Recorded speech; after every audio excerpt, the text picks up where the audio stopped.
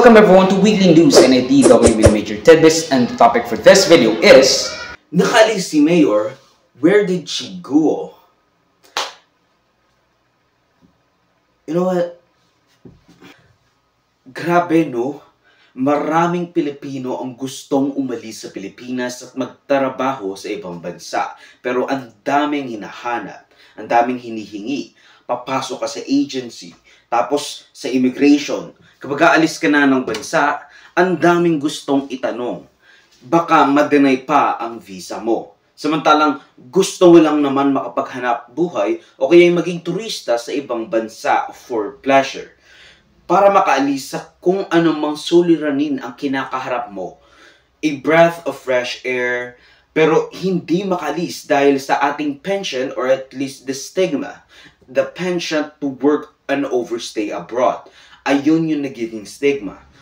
Well, this shall serve as a friendly reminder that everything is possible. Why did I say so?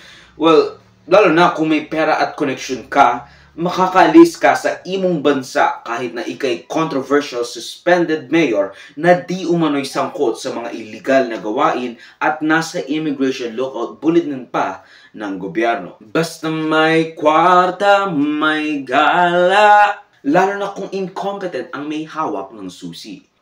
Ayon kay Opposition Senator Risa Ontiveros, na nanguna sa pagtugis at pagbuklat ng katotohanan sa pinagmulan at asosasyon ni suspended Bamban Mayor Alice Guo kasama ni Senator Sherwin Gatchalian, nakaalis na raw ng bansa ang suspected illicit Pogo associate Bamban Mayor noong nakaraang buwan pa nitong July 18. Last month po, o noong July 13, 2024, naglabas ang Senado through the Senate Committee on Women, Children, Family Relations, and Gender Equality, and approved by the Senate President ng contempt citation and order to arrest laban sa Chinese national na si Guo Huaping, also known as Alice Leal Guo.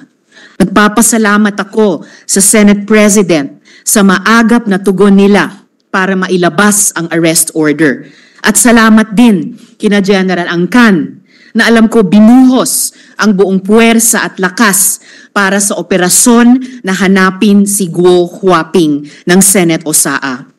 But, Mr. President, I am now in receipt of information that this person was already in fact out of the country on July 18, 2024 to Kuala Lumpur, Malaysia.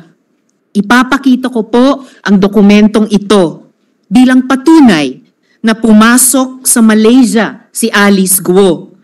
Siya po ay pumasok ng 12:17, 13 seconds military time ng July 18. Kaya ibig sabihin, umalis siya ng Pilipinas sa gabi ng July 17. Mr. President, hindi po pwedeng ipagkaila na siya ito dahil match na match po ito sa kanyang Philippine passport na ipa-flash ko ngayon. This is kind of a big fuck up para sa ating gobyerno considering siya ay nilagay sa Immigration Lookout Bulletin o ILBO ng Department of Justice. Baka mamaya, nag-lookout lang sila. Hindi naman nila nire-record or nag-a-alert sa ating gobyerno o sa mga concerned authorities or maybe never even bothered to do so in the first place. Though, to be fair, kasalanan ito ng mga prosecutor lalo na't may outstanding court order pa siya and Immigration Lookout Bulletins lookout, pero that doesn't really bar people from really leaving the country. It's just that they look out for those that would go outside of the country. Ayon sa impormasyon ng Rappler, and that has been proven time and time again, nakarating si Guo Huaping or allegedly Alice Guo sa Kuala Lumpur in Malaysia nitong July 18 at pumunta ng Singapore kinalaunan noong July 21. Ang funny thing lang doon is the fact na nagkaroon tayo ng malawakang global IT outage that grounded airports noong July 19 or even 20, including the Philippines and much of Southeast Asia and the world in general, which meant delayed or canceled flights, but nakaalis pa rin siya. Buti na lang, di ba?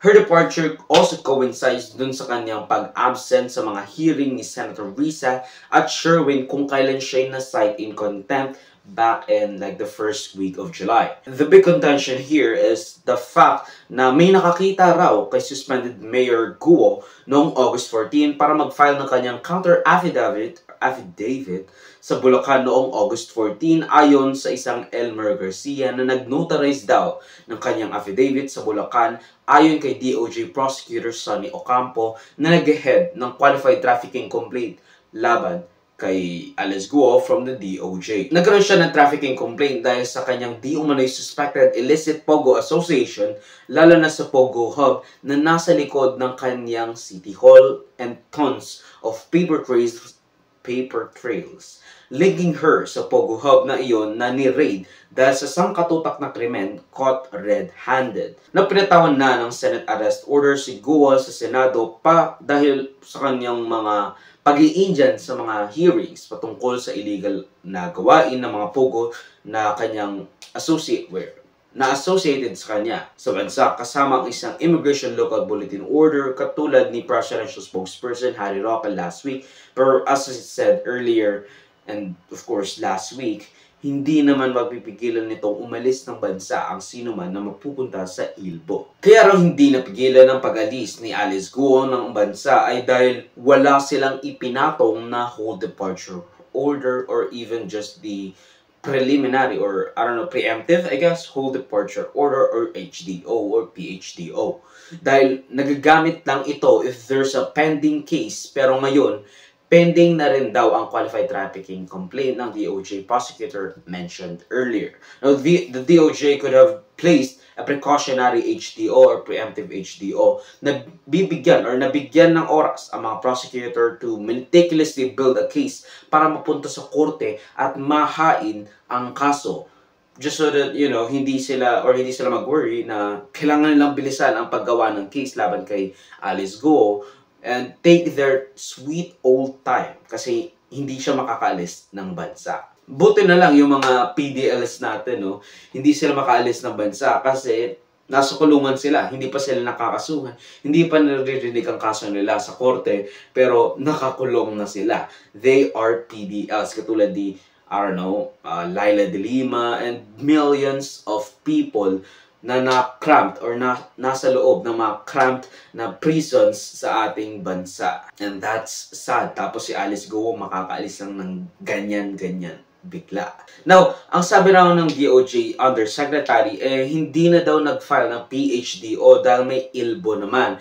Or at least dahil may ILBO naman daw. Which doesn't really hold up much water considering, they should do everything they can to prevent any fugitive or possible fugitive to get out of the country. May warrant laban kay Alice Guo at kailangan niya raw ng authorization from the DILG Secretary para makalis ng bansa. But the fact of the matter is, bakit ba siya susunod? Diba? Kasi bakit siya susunod na kailangan niya pala authorization from the DILG Secretary kung, tinutugis na siya ng bansa and more often than not, hindi siya papayagan. Because again, she has pending cases. Now, gamit ni Guo ang kanyang pasaporte as her right to travel because she's still officially a Filipino citizen dahil hindi pa nakakancel yung supposedly fake birth certificate niya and of course, her passport. Kaya siya'y nakaalis ng bansa. So, she actually used some legal way to actually get out of the Philippines. Wala siyang ginawang masyadong, transportation gymnastic katulad na nangyayari sa ating bansa dahil wala tayong elementary picture nung bata tayo. Tapos wala tayong show money, tapos wala tayong basta ang daming hinahanap kapag mahirap ka. Tapos gusto mo lang umalis ng bansa or, just to travel abroad. Kailangan talaga may kakilala ka, may pera ka. Only after did we learn publicly via Senator Risa Ontiveros na nakaalis na ng bansa si Guo na nag-utos ang gobyerno na i-cancel ang passport para hindi makalis and so that she couldn't go anywhere. In order ni Executive Secretary Lucas Bersamin na i-cancel na ang mga pasporte ni Mayor Alice Guo Wesley and Sheila Guo at Cassandra Leong. Yun yung nagrehistro sa Pampanga and agent of Lucky South 99 Pogo at kliyente ni dating presidential spokesperson Harry Roque na ngayon nasa Immigration Lookout Bulletin Order na rin. And I don't think this is relevant, but you know, nasa in contempt siya dahil sa kanyang pagsisinungaling patungkol sa bakit hindi siya naka-attend ng hearing last time. Sinabi niyang meron daw siyang hearing, pero nung tinignan sa MRTC, I'm not really sure, merong testament to the fact na wala silang kaso na nangyari nung araw na yon. So he lied for his tardiness and absence noong last hearing sa Senado patungkol sa POGO operations in the country. Ayon kay Sandri, lumipad siya noong July 18 sa Malaysia to meet her father, mother, brother at Cassandra Ong sa Singapore. Noong July 20. Tama ba? Noong July 21, pumunta naman siya ron from Malaysia to Indonesia via ferry. Ayon naman sa DILG Secretary, nahuli na raw ang dalawang kasama ni Mayor Alice Guo at I think napunta na siya sa kapatid na si Sheila Guo at dinalang naka-wheelchair matapos raw itong mahilo at Cassandra Leong sa Indonesia.